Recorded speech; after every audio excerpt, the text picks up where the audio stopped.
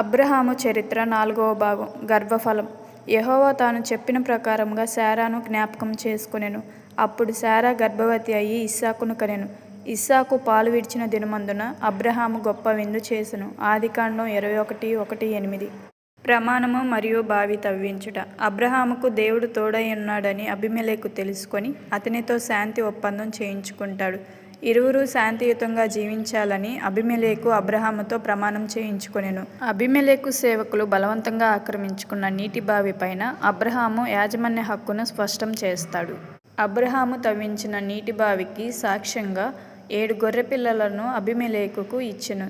ఈలాగున గెరారు రాజైన అబీమెలెకును అబ్రహామును బెర్షెబాలో నిబంధన చేసుకొనిరి. తర్వాత అబ్రహాము బెర్షెబాలో ఒక పీచుల వృక్షము నాటి యెహోవా పేరిట ప్రార్థన చేసెను. ఆదికాండం 21:22-34. పరీక్ష.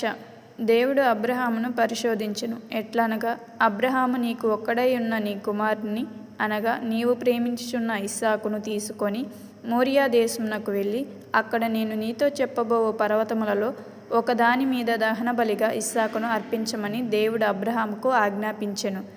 అబ్రహాము దేవుడు చెప్పిన చోటుకు వెళ్ళి అక్కడ దేవునికి బలిపీఠము కట్టి తన కుమారుడైన ఇస్సాకును బంధించి ఆ బలిపీఠము పైనున్న కట్టెల మీద ఇస్సాకును ఉంచెను.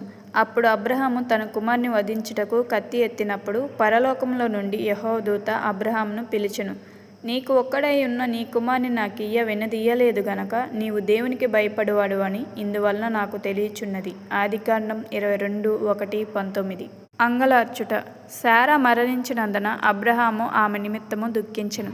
అబ్రహాము ఎఫ్రోను యొక్క పొలమును 400 తులములు వెండి ఇచ్చి కొనెను.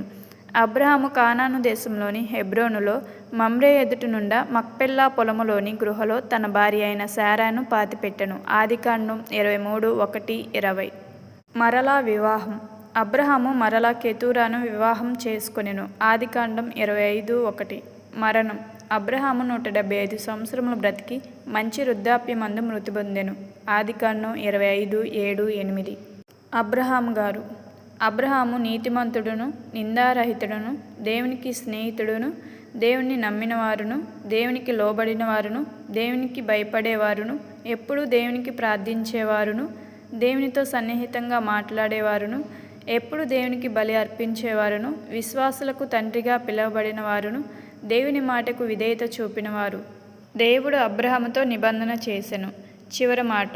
నీతిమంతుల వెలుగు తేజరిల్లను భక్తిహీనుల దీపము ఆరిపోవును. సామెతలు 13:9.